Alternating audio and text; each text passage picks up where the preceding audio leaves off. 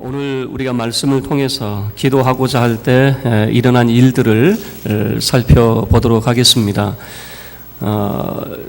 지난 시간까지 우리가 이제 살핀 것은 바울이 이제 선교를 할 때 계속해서 이제 쭉 가면서 좌측 또 우측 이 아시아 지역을 터키 지역을 전도를 하고 싶었어요. 그런데 성령님께서 자꾸 막으십니다. 그러다 보니까 쭉 가다 보니까 드로아라고 하는 해안 도시까지 항구 도시까지 오게 되었고 그곳에서 한 환상을 보죠. 마게도냐인의 환상을 보게 되는데 마게도냐 사람이 나타나서 이 마게도냐로 건너와서 우리를 도와주십시오라고 하는 그럴 때 바울은 이게 하나님의 뜻이구나 라고 하는 것을 그는 인정을 하고 에게해 바다를 건너서 마게도냐로 이제 건너가게 됩니다. 마게도냐로 건너가서 그가 복음을 전했던 첫 번째 도시가 바로 이 빌립보라고 하는 도시입니다. 자, 오늘은 우리가 빌립보라고 하는 도시에서 이제 일어났던 일을 살펴볼 건데요. 이 빌립보라고 하는 도시는 어떤 도시냐면 알렉산더 대왕의 아버지였던 필립 2세가 점령한 도시였습니다. 그래서 자기 이름을 따서 빌립보라고 하는 그런 이 도시 이름을 세웠습니다. 그런데 이 로마 시대에도 이 도시에는 참 많은 혜택이 주어집니다.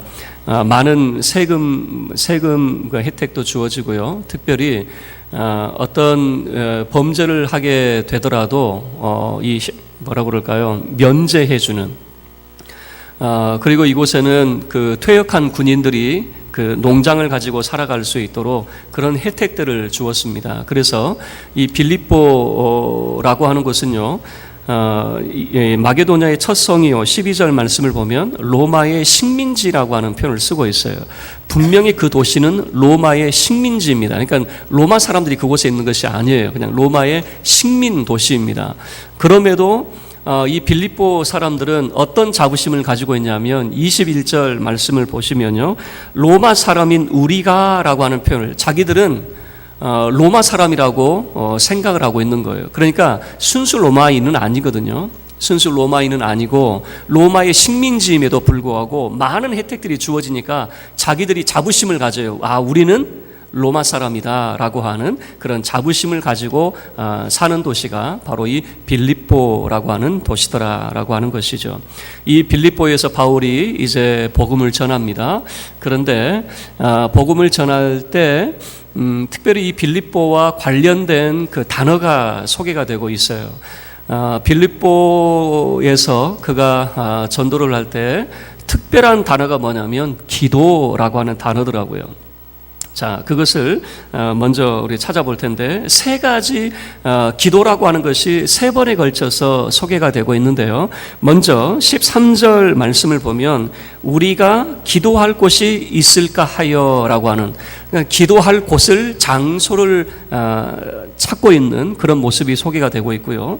16절 말씀을 보면 우리가 기도하는 곳에 가다가라고 하는, 그러니까 기도하러 가는 그 길에 어떤 일이 이제 벌어진 것을 보여주고 있고요. 그리고 25절 말씀을 보면 한밤중에 바울과 실라가 기도하고 하나님을 찬송하며, 그러니까 이 빌립보라고 하는 지역과 관련돼서 무엇이 반복이 되고 있냐면 기도하는 이 기도라고 하는 것이 반복되고 있다라고 하는 것이죠. 그래서 오늘은 우리가 이 기도라고 하는 것을 통해서 도대체 이 빌립보라고 하는 도시에서 어떤 일들이 나타났는가, 그들이 기도하고자 할 때에 어떤 일들이 나타났는가라고 하는 것을 살펴보도록 하겠습니다.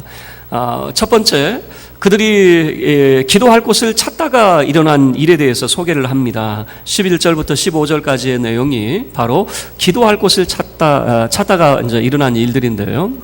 빌립보라고 하는 도시에 왔는데 아마 이 도시에는 유대인 회당이 없었던 것 같아요.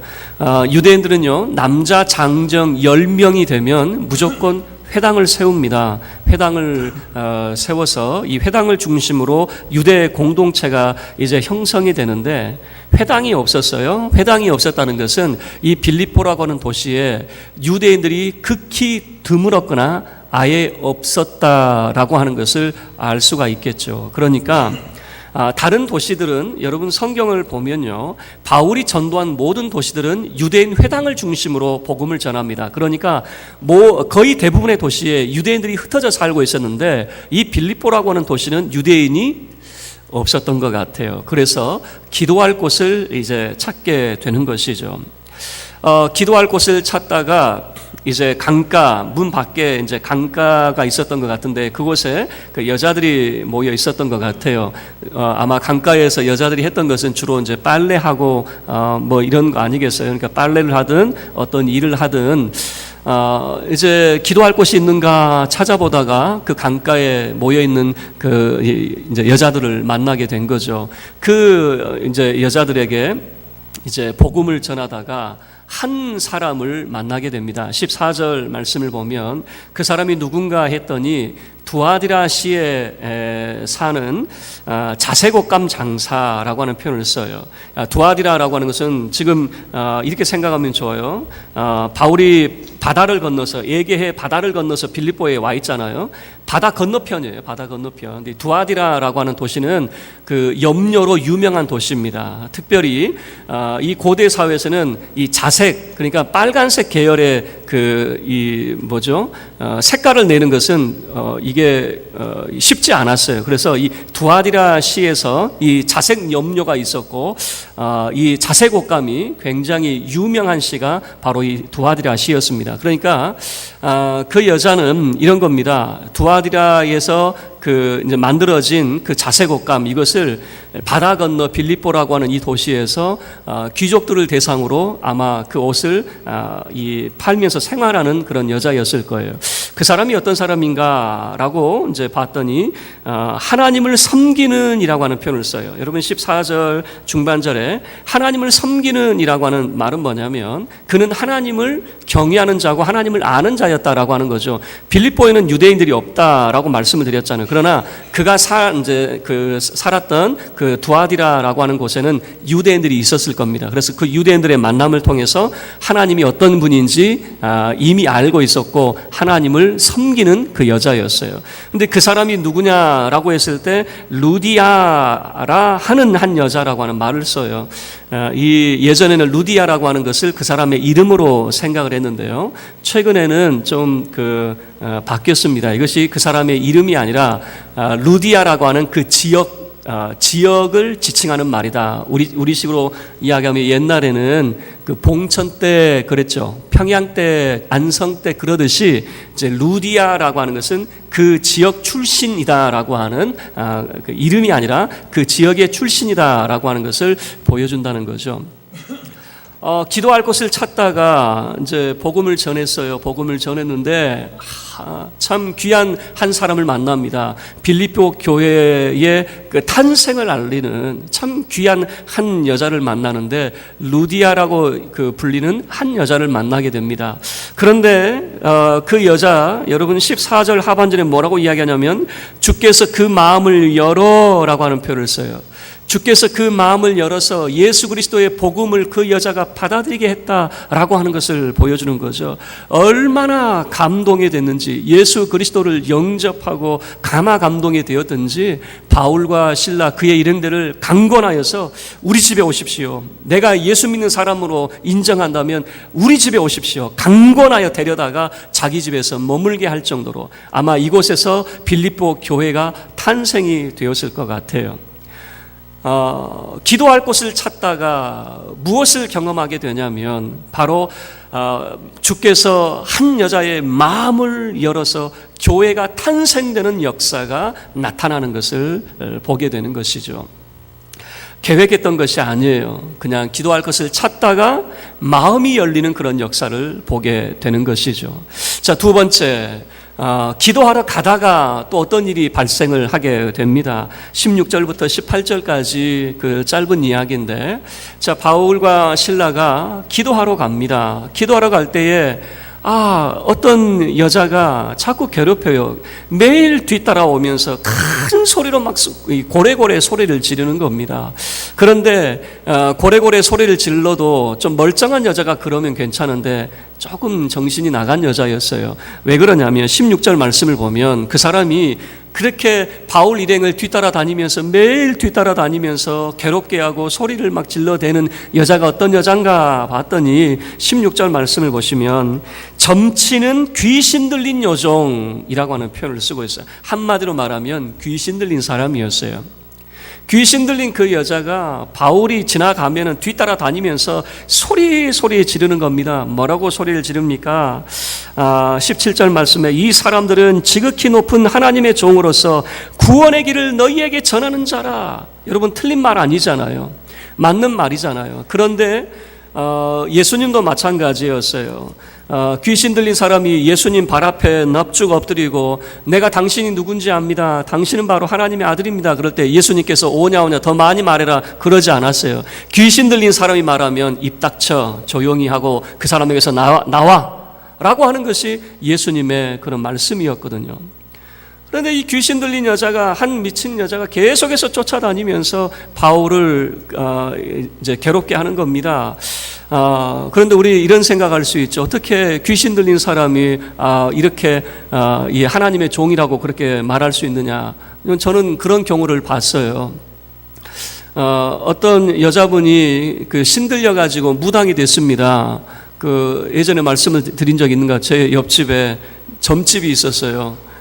그래서 거기에서 이제 구슬을 하고 나면 과일이, 어느 날 제가 집에 들어가면 과일이 있어요. 그러면 그 과일은 그 점집에서 갖다 준 거예요. 그 무당 구슬하고 그 다음에 갖다 준 거예요. 근데 이걸 내가 그냥 먹을 수 없는 게 뭐냐면 꼭 잘려 있어요. 잘려 있어가지고 이게 그냥 주지 왜 자꾸 잘라서 주는지, 내가 이걸 나보고 이게 먹으라는 건지 말라는 건지 항상 고민을 했던 적이 있거든요. 그런데 그 무당집의 아들은요 교회를 다녔어요. 제가 하도 이상해가지고, 아니 엄마는 무당인데 어떻게 아들은 교회를 다니느냐 그랬더니 하시는 말씀이 뭐냐면 아들만큼은 자기 인생 살게 하고 싶지 않다는 거예요. 아들만큼은 나처럼 살지 말라고 교회를 보내더라라고 하는 겁니다. 여러분 또 우스갯소리가 있잖아요. 제가 이 교육자 생활을 하면서 이제 물어보잖아요. 어떻게 교회 다니게 됐습니까? 라고 물어보잖아요. 그러면은 뭐 다양한 이야기가 많이 있습니다. 그 중에 참 말도 안 되는 이야기가 뭐냐면, 제가 어느 날 점을 봤는데 그 점쟁이가 하는 말이 나 예수 안 믿으면 죽는데요. 점쟁이가 나 교회 가야 산대요. 그래서 교회 다니는 사람이 있더라니까요. 그게 우스갯소리가 아니에요. 지금 이게 제가 경험한 이야기입니다. 그러니까 이 귀신 들린 점치는 여종이 바울을 하나님의 종으로 이야기하면서 구원의 길을 너희에게 전하는 자라라게 고래고래 소리 지르면서 이제 뒤따라 다니는 거 충분히 가능하다라고 하는 겁니다. 그런데 어느 날은 바울이 너무 괴로워요. 계속 매번 뒤따라 다니면서 이렇게 막 소리 질러 대니까, 또 정신이 멀쩡한 여자가 그렇게 하는 것도 아니고 그냥 귀신 들린 사람이니 그게 온전하겠습니까? 너무 괴로운 겁니다. 그래서 길을 가다가 어느 날은 너무 마음이 이제 괴로워가지고 갑자기 뒤돌아섰어요. 뒤돌아서가지고 말합니다. 그 귀신을 향해서, 여러분 귀신 들린 여자잖아요. 그 여자의 온전한 정신이 아니라 귀신이 하고 있는 거잖아요. 그래서 바울은 그 말을 듣고 싶지 않은 겁니다. 그래서 18절 말씀을 보시면 이렇게 말합니다.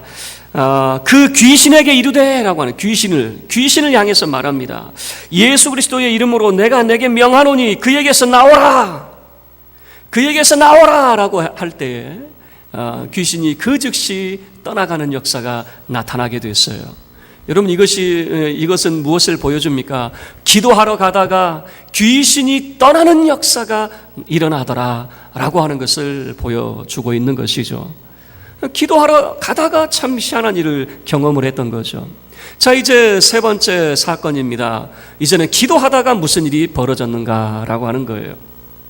그런데 이 점치는 그 귀신 들린 여종이라고 하는 이 사람은 매우 특별한 사람이었던 것 같아요. 왜 그러냐면 16절 말씀을 보면 이 사람은 그 점을 통해서 그 주인들에게 많은 그 이익을 남기게 해줬어요. 그러니까 이 점을 치면서 많은 돈을 벌잖아요. 그래서 주인들에게 많은 돈을 벌게 했는데 주인들이 갑자기 수익이 딱 끊겨버렸네요. 귀신 들렸지만은 점을 쳐주니까 그걸로 인해서 돈을 벌었는데 어느 날 이 사람이 정신이 멀쩡해졌어요. 멀쩡해지는 건 좋은데 수입이 딱 끊어져 버렸잖아요. 그러니까 화가 나는 겁니다. 그 여종의 주인들이 화가 나는 거예요. 여러분, 그 주인의 여종들은 그 여종의 주인들은 그 여종의 인격에 대해서는 아무 상관이 없어요. 그 여종이 온전해지고 사람답게 사는 거 관심 없어요. 그냥 그 여종을 통해서 돈만 벌면 되는 거예요. 그 여종이 이제 정신이 온전해지고 사람이 되어버렸네요. 온전한 사람이 되어버렸네요. 자, 그래서 찾아봅니다. 도대체 이게 어떻게 벌어졌는가 봤더니 바울이 귀신을 쫓아내가지고 그런 일이 벌어졌잖아요. 그래서 그 주인들이 바울과 실라를 붙잡아다가 그 성읍의 장로들에게 데리고 갑니다. 데리고 가서 고발을 하게 되는 거예요. 고발을 하는 그 내용이 뭐냐면 이런 내용입니다. 자, 20절은 제가 읽을게요. 상관들 앞에 데리고 가서 말하되 이 사람들이 유대인인데 우리 성을 심히 요란하게 하고 있습니다. 유대인인데, 여러분, 이 유대인인데 라고 하는 말이 뭐냐면 로마 제국 가운데 거의 대부분의 나라들은 그냥 로마에 복종하며 살았어요. 그런데 특별히 유대인만큼은 반로마적인 성향을 가지고 있었어요. 끝까지 반항하고 쿠데타 일으키고 로마에 끊임없이 대항하고 저항하는 민족이 유대 민족이었거든요. 그래서 지금 이 사람들이 유대인인데 라고 하는 것은 뭐냐면 반로마적인 성향이 있는 사람들이다 라고 하는 것입니다. 이 말은 어떤 뉘앙스가 있냐면 이 사람들이 지금 이 빌립보에 와서 이상한 이야기를 막 전파를 하는데, 불온서적 같은 것을 막 전파하는데 마치 이런 겁니다. 반로마적인, 로마에 저항해야 된다라고 하는 이상한 말들을 하고 다니고 있습니다. 이렇게 고발을 했던 것 같아요. 그런데 그 시민들의 반응이 뭐냐면 22절에 무리가 일제히 일어나 고발하니라고 하는 것을 보면, 무리가 일제히 일어났다라고 하는 것을 보면 그 도시의 사람들이 그 말에 동조를 했다라고 하는 것 같아요. 그러니까 그 도시의 자극적인 그런 표현이었던 것 같아요. 여러분, 지금 빌립보라고 하는 도시는 로마의 식민지임에도 불구하고 자기들은 로마 사람인 것처럼 여기고 살았잖아요. 도대체 어떻게 했길래 그 시민들이 다 일어나게 되었을까? 아마 이런 이야기였을 것 같아요. 오늘날 우리시로 이야기하면 60, 70년대에 빨갱이, 그냥 이건 덮어놓고 잘못된 거죠. 그냥 그 사람은 죽어 마땅한 사람으로 여겼던 것처럼 아마 그런 식으로 몰아가지 않았을까라고 하는 것이에요. 그래서 재판이 열립니다. 재판이 열렸는데 결과는 뭐냐면 그 사람들을 옷을 벗기고 매를 쳐라 라고 하는 거예요.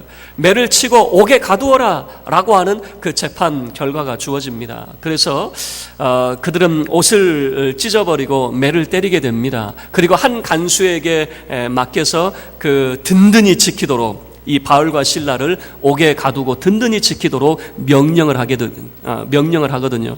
그래서 한 간수가 바울과 실라를 깊은 옥에 가둡니다.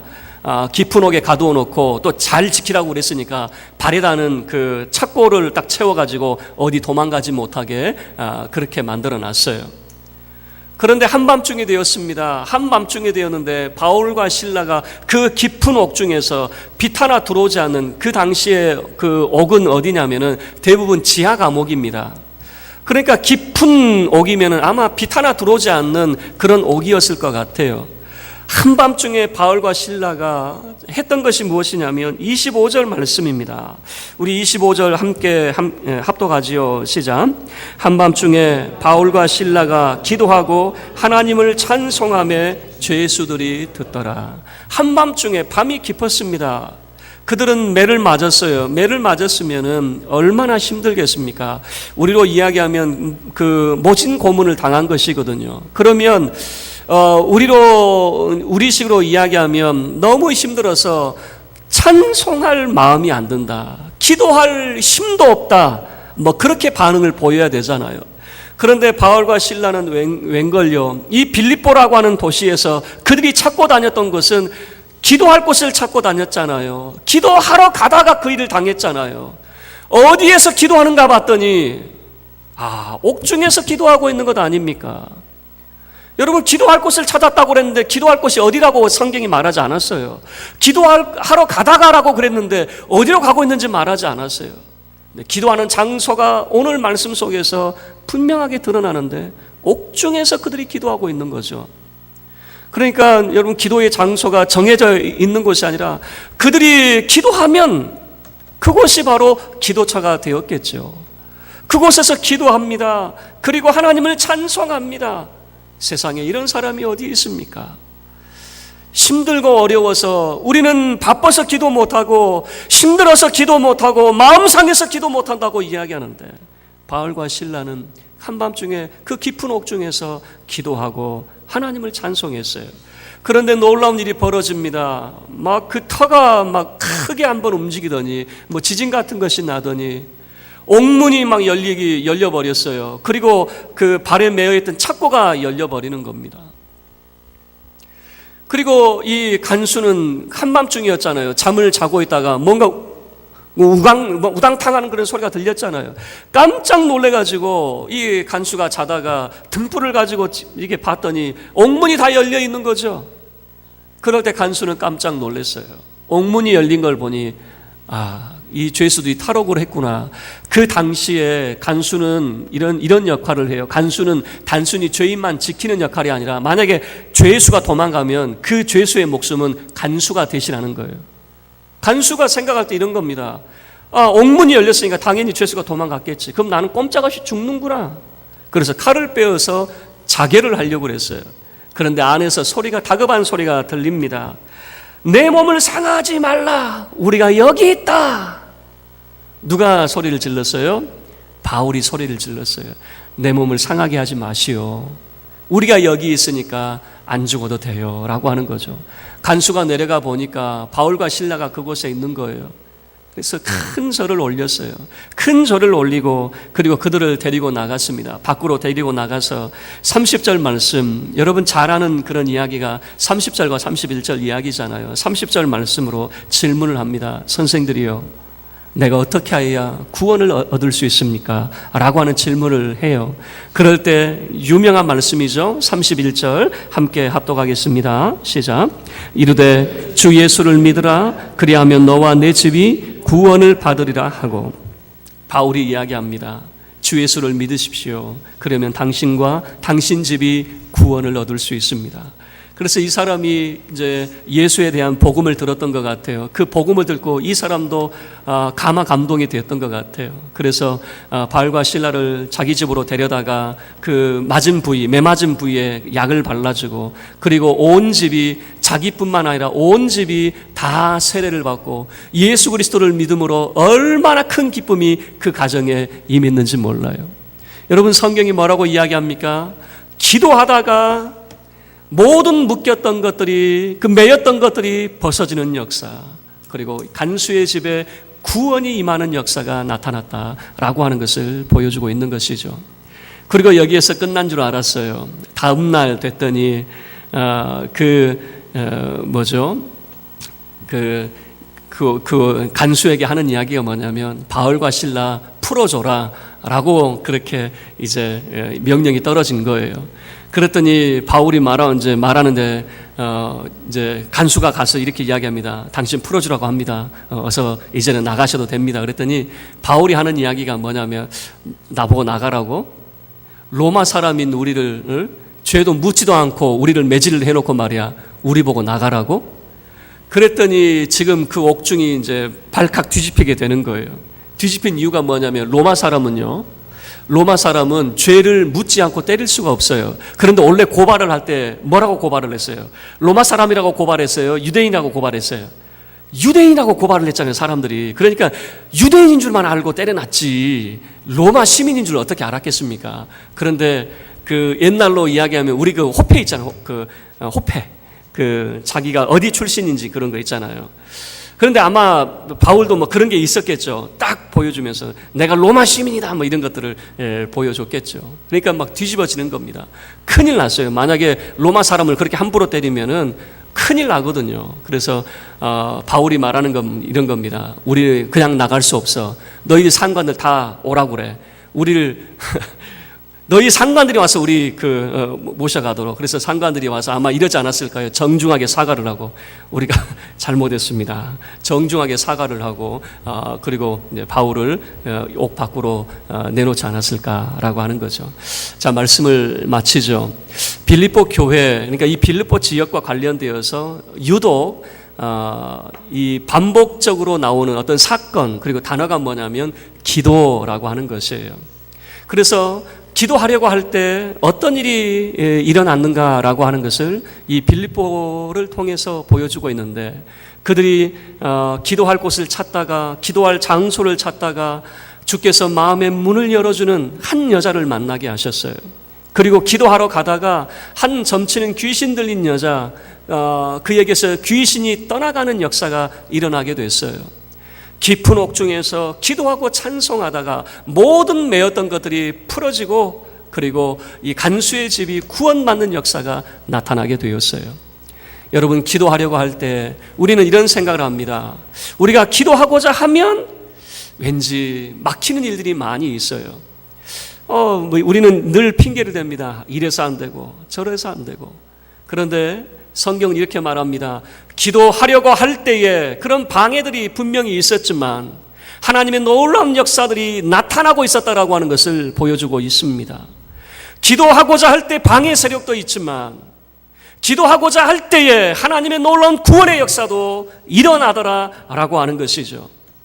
여러분, 이 모든 것들을 종합적으로 말하면 하나님의 구원의 역사가 어떻게 일어나고 있는가라고 하는 것을 보여줘요. 열리게 하시고 떠나게 하시고 벗겨지게 하시는 이 구원의 역사들이 기도하려고 할 때에 나타나더라라고 하는 것입니다. 여러분의 삶 속에 내가 기도하고자 할 때에 기도하지 못하게 만드는 방해하는 일들이 많이 나타날 거예요. 여러분, 방해하는 일들만 있는 것이 아니라 기도하고자 할 때에 구원의 역사도 나타납니다. 열리는 역사가 나타나게 될 겁니다. 떠나는 역사가 나타나게 될 겁니다. 벗겨지는 역사가 나타나게 될 겁니다. 여러분을 묶고 있는 모든 흉악한 어둠의 세력이 떠나가게 될 것입니다. 여러분을 묶고 있는 모든 어려움의 문제들이 다 벗어지는 역사가 나타나게 될 것입니다. 기도하고자 할 때 방해하는 세력도 있지만 하나님의 구원의 역사도 일어난다라고 하는 사실을 기억하시고 저와 여러분이 기도의 자리에 나아가 참으로 기도하고 하나님을 찬송할 때 나타나는 그 놀라운 구원의 역사를 힘입는 저와 여러분의 삶이 되기를 주의 이름으로 축원합니다. 우리 모두